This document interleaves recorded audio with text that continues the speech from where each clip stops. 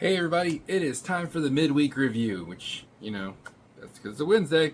That being said, we're going to be going over the same 3 points as always. And same rule applies as always. So, yeah, we're going to jump into it because there's a lot to go over, and I got a lot to do here anyways. So, to start off with the model kits, we're going to actually start with Rack 2 this time. As you can see, he has not changed at all. Still sitting in the same pose he was and everything. Well, that's actually kind of a lie. The fact is he has changed a little. It just doesn't look like it. I went in and did the modifications I usually do to the barrel. Let me see if I can just pull him off of here. There you go. As you see, they're drilled out now, so it looks like they're actually, barrels. Instead of just being flat like they normally are. Now, moving on to this guy here, I thought I was in the phase where I could just do panel lining, and then something caught my attention that I hadn't color corrected a few things. To start, the inside of the thrusters, which now look like that. And then also the insides of these fin funnels, as well as on the, if I can get him to turn with me here, the sides of the leg inside this space. And then weirdly enough, on the back side, this whole inside was red on the imaging, and I didn't like that. I thought it looked weird, so I did it my way and just did the edges and left the actual thrusters themselves in a darker color. So honestly, he's turning out good for a unit that I really don't like, but I definitely am trying to put in the effort because I want it to look right. So yeah. So with the current status of our projects, you can tell that I'm not as far as I'd like to be this month. I still need to paint and panel line the Vertibuster, and I need to finish panel lining the Providence. Unfortunately, going back and fixing those color issues in the Providence kind of set me back, but I should be able to catch up pretty quickly on that side. The Vertibuster might be a different issue. The plan right now is that I'm going to kind of jam out as hard as I can on the Vertibuster this weekend in terms of painting. If I can get everything done by the end of this week, because today's already the 17th, so half the month is gone. But if I can get all the painting done by this weekend, I should be on point to finish up by the end of the month, assuming panel lining goes smooth with both of them. That's the goal right now. That would keep me on track for what I want for the year. And if I get a little off track, you know what? There's time during the summer. I'm sure that I can find it. And to be honest, we're still early in the year, so even if I'm a little off track, I might be able to catch up somewhere later in the year, especially with vacations and whatnot. That being said, let's talk about the side projects. There's a lot going on in the side projects. I started trying to do the Dragon Quest Builders print project. See, up until now, I've been printing the hell out of these things for my kids and family and whatnot, and they're turning out great. But, and in case anyone's wondering what that is, little bougie, but it's fun. And my youngest likes to leave soda cans laying around, so that prevents that problem. That being said, I had started my Dragon Quest Builders project, which, if you guys don't know, one of my favorite games outside of Gundam games is Dragon Quest Builders. I've bought it on every system I've ever owned if it's available. The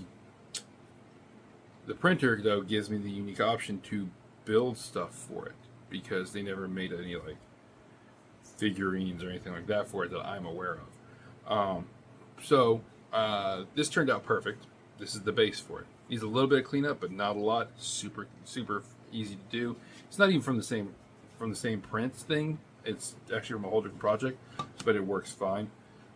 This is a slime, and if you can see here, there's a little bit of a weird spot, and it actually goes all the way up through his eye up to the tip. So I'm gonna have to fix a lot there, but it's still perfect enough that I can jump right into it, and it might not take me long to do.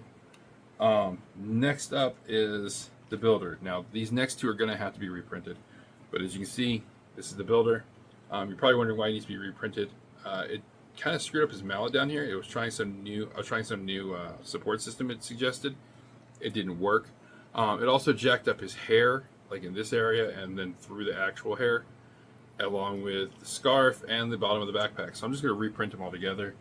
This whole project together took 71.74 G's. And I have 1,000 G's to work with, so I think I got plenty to work with. But then it did Malroth. Yeah, not even close to right for poor Malroth. He got so disrespected, it's ridiculous.